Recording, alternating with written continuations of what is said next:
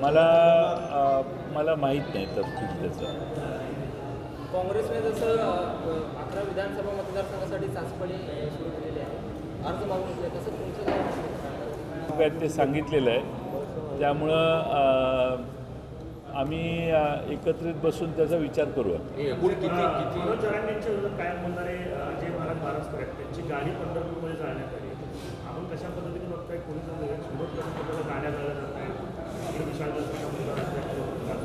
या सगळ्याबद्दल नाही, विशाळगडची घटना मी मगाशी माझी भूमिका मांडलेली आहे. हे तुम्ही जे म्हणताय त्याची मला माहिती नाही. तुम्ही आत्ता सांगताय ही फर्स्ट इन्फॉर्मेशन आहे. मला माहिती घ्यावी लागेल. विशाळगडच्या मुद्द्यामध्ये शिवभक्त त्यांना म्हणतायत लोक, पण ते शिवाजी महाराजांनी खूप हयातीमध्ये त्या धर्माच्या लोकांच्या धर्मस्थळावरती हल्ला केल्याचं म्हणजे ऐकलं नाही. कधी माहिती काही पण त्यांना शिवभक्त म्हणायचे राजे दुसऱ्यांच्या धर्माच्या धर्मस्थळावर. तेच मगाशी मी सांगितलं. त्यांना शिवभक्त म्हणताच येणार नाही. कुठले तरी गुंड गोळा करायचे आणि काहीतरी आपण करतोय असं दाखवणारी ही जी लोकं आहेत त्यांना पोलिसांनी ताब्यात घेतलं पाहिजे, कडक प्रायश्चित्त दिलं पाहिजे, नॉन बिलेबल कलमं लावली पाहिजेत आणि त्यांना यथेच्छ योग्य तो त्यांचा समाचार घेतला पाहिजे, अशी आमची मागणी आहे. छत्रपती शाहू महाराजांनी देखील हीच मागणी केलेली आहे. भिडे गुरुजींवर आरोप केला जात आहे, याच्यात किती तथ्य आहेत मला काय वाटतं? कोणी केलं आरोप? प्रकाश आंबेडकरांनी केला.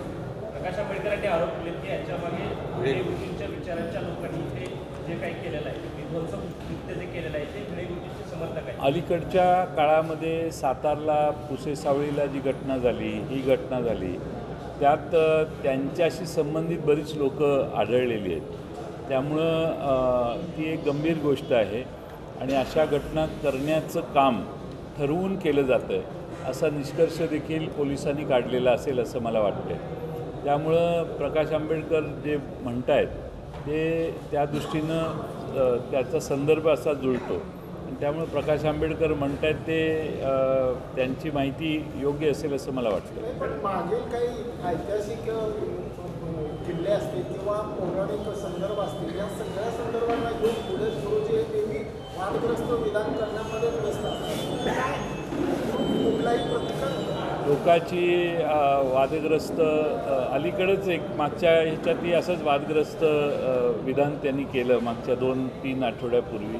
आणि अशी गोष्टी वादग्रस्त विधानं करण्यामुळे ते ज्यांच्याबरोबर ते आहेत राजकीयदृष्ट्या ज्यांचं काम करतात त्या लोकांनाही त्यांची अडचण होत असेल असं माझा अंदाज आहे. भगवा राष्ट्रध्वज लावा यामध्ये 15 वर्ष ते राज्यभरामध्ये रॅल्या काढणार आहेत.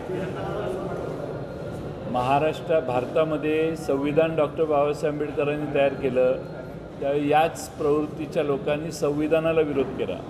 तिरंग्याला विरोध तेव्हापासून आहे आणि आता भगवा राष्ट्रध्वज असावा ही भूमिका देखील मूळ तिरंग्याला पूर्ण हयातीत मागच्या जेव्हापासून राज्य प्रजासत्ताक झालं तेव्हापासून संविधानाला विरोध आणि झेंड्याला विरोध, आपल्या तिरंग्याला विरोध करण्याचं काम या देशात कुणी केलं हे सगळ्यांना माहिती आहे.